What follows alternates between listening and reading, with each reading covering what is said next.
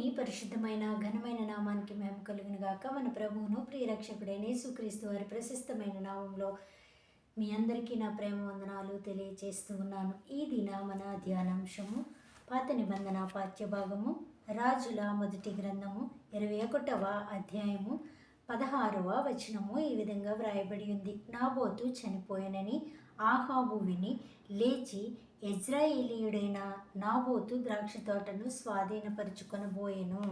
మరి రాజుల గ్రంథంలో ఉన్నటువంటి వాక్యాన్ని అనేక పర్యాయాలు మనం వినడం జరిగింది. అయితే పరిశుద్ధాత్మ దేవుడు తన ఆలోచన చొప్పున ఈ వాక్యాన్ని మన వినికిడిలోనికి తీసుకొచ్చినందుకు దేవునికి వందనాలు చెల్లించబద్దులమై ఉన్నాం. అయితే ఇశ్రాయేలు పట్టణంలో నాబోతు అనే ఒక నీతిమంతుడు అని బైబిల్ గ్రంథంలో ఉంది, యథార్థపరుడు అని బైబిల్ గ్రంథంలో ఉంది. మరి అతనికి ఉన్న మంచి క్వాలిటీస్ ఏంటంటే అతను చాలా మంచి ప్రవర్తన గలవాడు అని బైబిల్ గ్రంథంలో పరిశుద్ధాత్ముడు వ్రాయించాడు. అయితే ఇతనికి తరతరాలుగా వస్తున్నటువంటి ఒక ఆస్తి, మరి ఒక ద్రాక్ష తోట, మంచి ద్రాక్ష తోట. మరి అతను దాన్ని కాపాడుకుంటూ వస్తూ ఉన్నాడు, సంతోషంగా దాన్ని సేద్యపరుచుకుంటూ ఉన్నాడు. అయితే ఆ ఊరిలో ఉన్నటువంటి ఆహాబు రాజు కన్ను ఆ ద్రాక్ష తోట పైన పడింది. ఇతను చాలా ధనవంతుడైనప్పటికీ కూడా ఇతనికి ఆ నాబోతు యొక్క ద్రాక్ష తోట కావలసి వచ్చింది. ఇంత ఉన్నతమైన స్థితిలో ఉండి కూడా అతని గుణము ఎలాంటిదో మనం ఆలోచన చేయాలి. మరి ఒకరికి పెట్టేటువంటి గుణవంతుడిగా ఉండాల్సినటువంటి ఒక రాజు ఆ భేదవాడైనటువంటి నాబోతు ద్రాక్ష తోటను తీసుకోవడానికి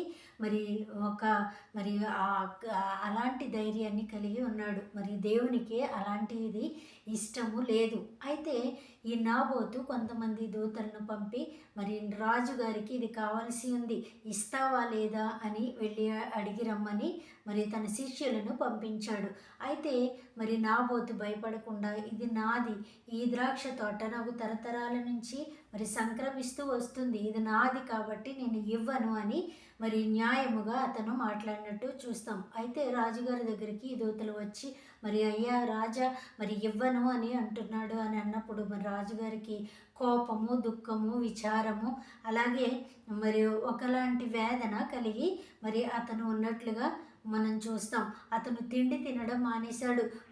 అయితే భార్యకు ఈ విషయం తెలిసింది, యెజెబెలు రాణికి ఈ విషయం తెలిసింది. అతని భార్య యెజెబెలు, ఆమె అయ్యో నా భర్త ఎందుకు ఇలా ఉన్నాడని కనుక్కుంది.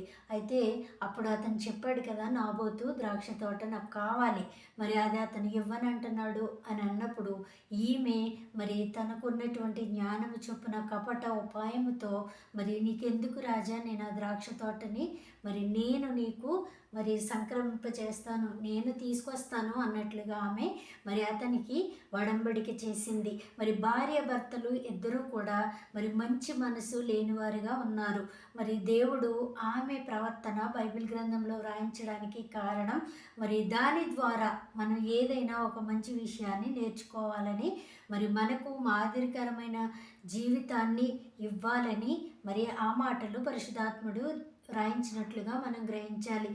ఈమె నకిలీ పత్రాలను సృష్టించి నాబోతును హింసించి రాళ్లతో కొట్టించి ఆ ద్రాక్ష తోటను స్వాధీనం చేసుకోవడానికి ప్రయత్నించింది. అయితే ఎట్టకేలకు అతను చనిపోయాడు, రక్తము ఆ చోట కారింది. అతను చాలా భయంకరంగా చనిపోయాడు. అప్పుడు రాజైన యెజెబెలు రాణిని అడ్డగించలేదు. అయ్యో ఇంత చిత్రహింసకు గురి చేస్తావా, ఇలా అయితే నాకు ద్రాక్ష తోట వద్దు, మనం ఇంకోటి కొనుక్కోవచ్చు అని అతను చెప్పేటువంటి స్థితే. కానీ ఆ భార్యను అతను వారించలేదు. మనం భార్య భర్తలుగా ఉంటున్నటువంటి మనం భర్త ఏదైనా చెడు పని చేసినప్పుడు మన ప్రవర్తన ద్వారా దాన్ని రాబట్టాలి. భార్య ఏదైనా చెడ్డగా ఆలోచన చేస్తున్నప్పుడు నీ మంచి ప్రవర్తన వల్ల ఆ ఆలోచన మంచిగా మారిపోవాలి. అయితే వీరిద్దరూ ఏకీభవించి ఆ పాపాన్ని చేసినట్లుగా మనం చూస్తాం. బైబిల్ గ్రంథంలో పరిశుద్ధాత్మ దేవుడు ఎన్నో పాఠాలను ఈ వాక్యం ద్వారా మనకు నేర్పించడం జరుగుతుంది. ఈ యెజెబెలు రాణి చేసిన దానికి ప్రతిఫలంగా దేవుడు చూస్తూ ఊరుకోలేదు. దేవుడు అన్యాయస్తుడు కాదు, అందరికీ మేలు చేసే దేవుడు.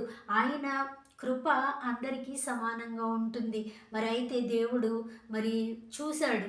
మరి నాబోతుని చంపించేయడం, మరి అతని రక్తము అక్కడ ఒలికింపబడడం ఆయన చూసి మరి ఏలియాను లేపాడు. దేవుని నామానికి మహిమ కలుగును గాక. మరి ఏలియాను లేపి మరి వెళ్ళు ఇలాగా మరి యెజెబెలు రాణి మరి అదే మరి ప్రకారము చనిపోతుంది అని చెప్పమన్నప్పుడు మరి ఏలియా గారు ఆ మాటలు చెప్పడం జరిగింది. అదే ప్రకారంగా ఆమె మిద్దె మీద మేడ మీద నుంచి పడి మరి రక్తము కారి మరి చనిపోయినట్లుగా ఆ రక్తాన్ని కుక్కలు నాకినట్లుగా మనం చూస్తాం. ఏమి సంపాదించుకోవడానికి ప్రయాసపడుతూ ఉన్నాం, మరణాన్ని తప్ప. మరి అలాంటి క్రియలు చేసినప్పుడు మరణాన్ని తప్ప మనం నిత్య జీవాన్ని సంపాదించుకోలేము. మరి మనది కానిది ఏది కూడా మనకి అవసరము లేదు. మరి అలాంటి గుణము కలిగి ఉండాలి. మరి ఆ భార్యాభర్తలిద్దరూ కూడా మరి ఒకటే మాట మీద ఉండి మరి మరి భేదవాడైన లేదా మంచి గుణము కలిగినటువంటి వాడు మరి యథార్థవర్తనుడైన మరి నాబోతుని చంపించారు.